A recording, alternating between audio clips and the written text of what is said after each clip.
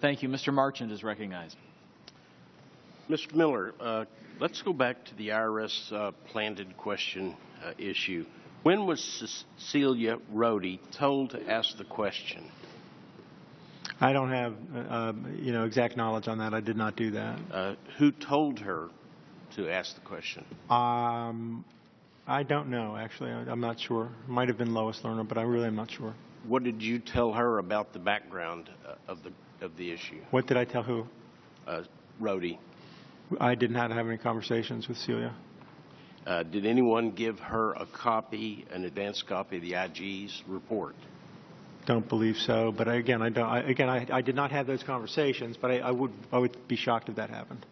And how long did she know about the report before the committee knew? Again, you'd have to ask the people who had the conversation, but again, it would shock me if she knew anything before she had the conversation with whomever she had it with.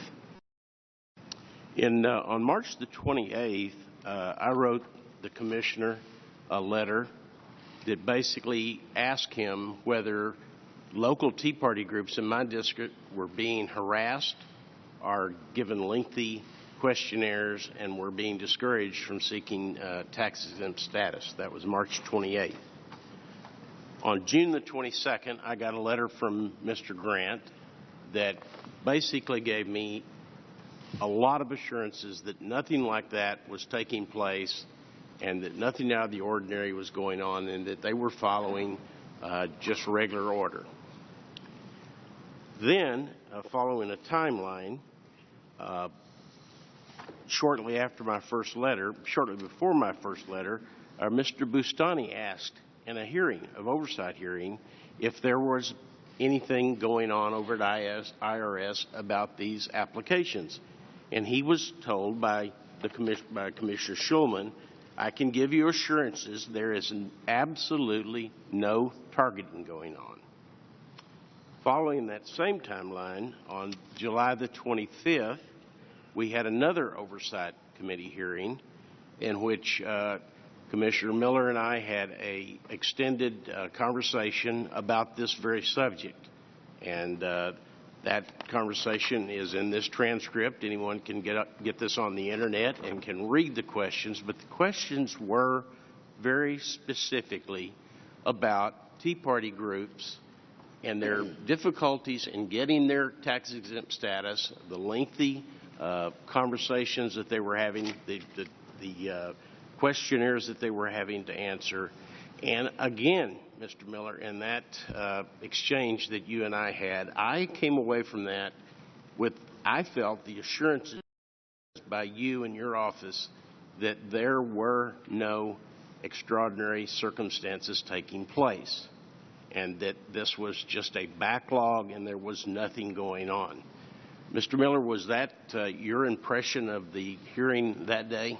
No, sir. What I said there and what I understood your question to be was, again, we divide this world in two. There's a question of the selection process, and there's a question of what was going on at the time of your question. At the time of your question, what was out in the public domain and what I thought we were discussing was the letters, as you call the questionnaires.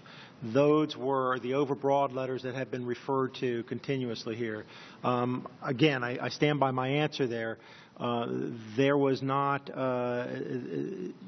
I did talk about the fact that we had centralized, I believe, I have to take a look at it, but I was talking about the fact that we had fixed that problem. And that's but at that time, you knew by that time that there were lists being made, there were delineations, there was discrimination going on, and that there were steps being taken to try to correct it. But you knew that it was going on at that time. We had corrected it.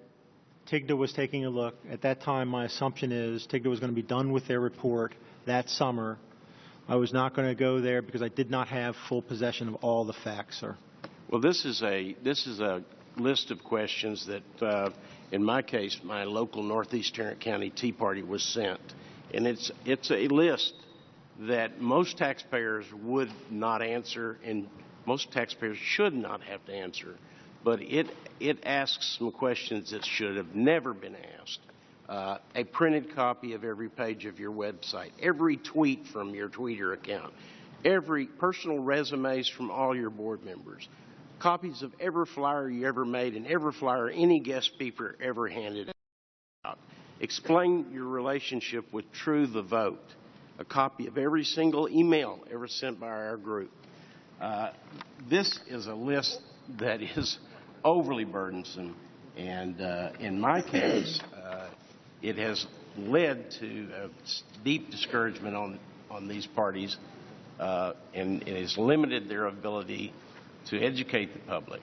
Can I find out, as a member of Congress, the groups in my district that have applied for and either been denied or their application continues to be in suspension?